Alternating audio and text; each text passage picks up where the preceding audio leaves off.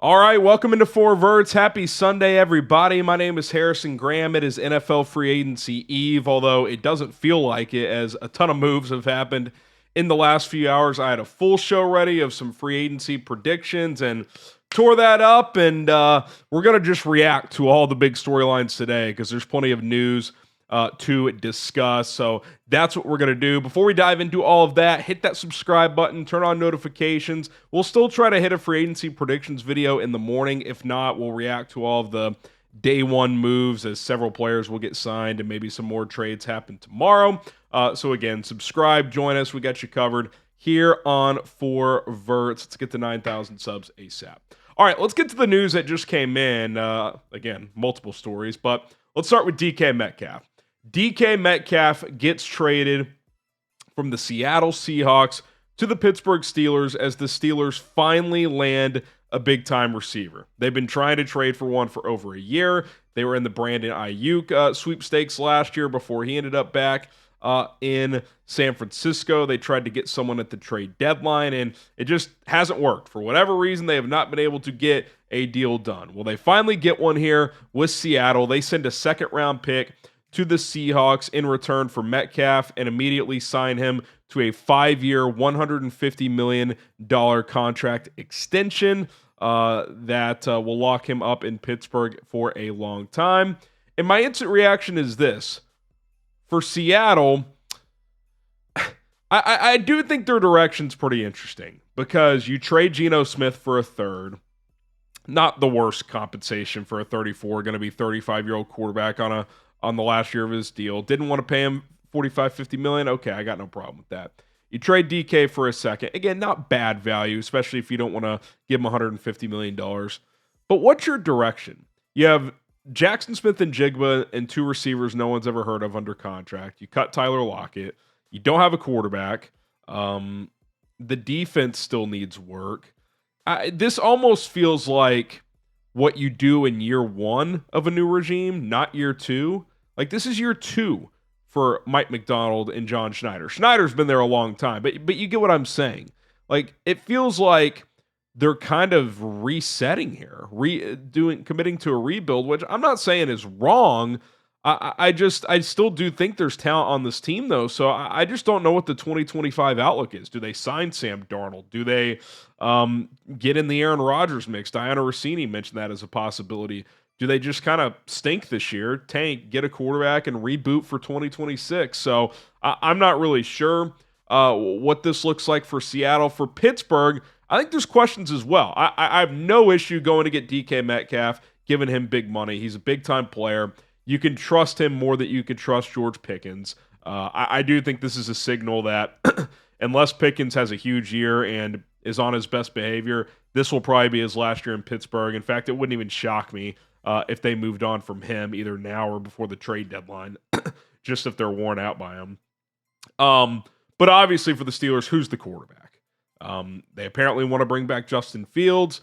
He reportedly wants to test the open market because the Jets are interested and wants to see what that price tag could be. Do they pivot to Russell Wilson, bring him back? Does Sam Darnold, kind of a big play gunslinger, enter the fray now that you have DK Metcalf? DK Metcalf with George Pickens and Sam Darnold is pretty interesting. Now, DK and Pickens in the same locker room, can they coexist? They're both pretty fiery personalities. Again, we'll see on that.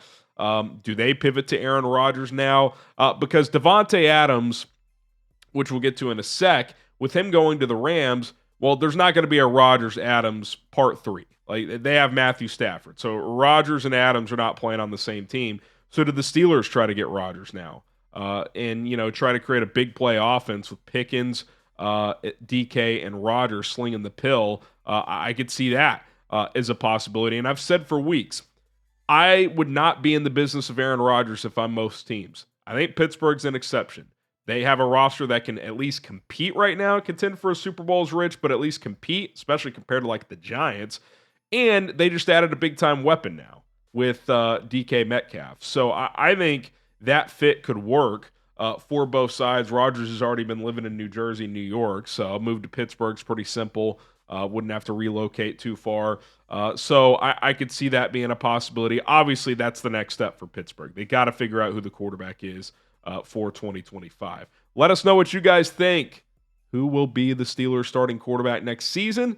Drop his name down in the comments section below.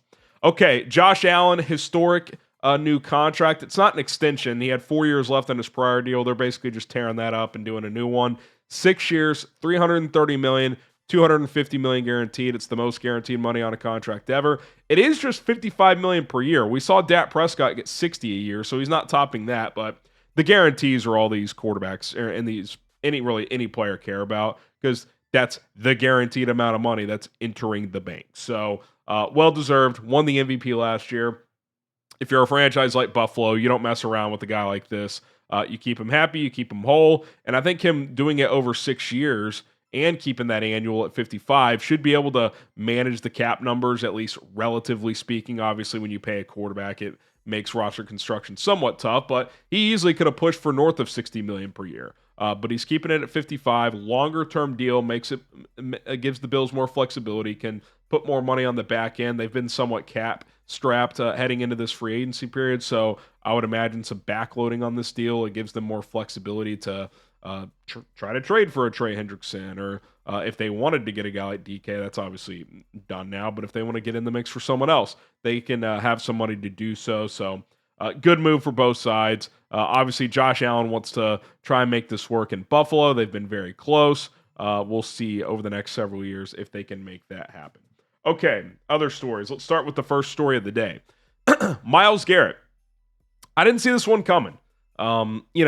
Sometimes players request a trade because they want to show a franchise how serious they are, and a team just budges and pays them. And yes, that happened here to an extent, but I really do think that Garrett wanted to go play for a different team and wanted to play for a contender. But the Browns held firm and made it clear, both publicly and I assume to him and his agent, we're not trading you. There's 2 years left on your deal. We're not going to do it. So how can we make this work? So I think it's pretty obvious, and there's some reporting that suggests this. Okay, give me $40 million per year as a pass rusher. You do that, I'll stick around.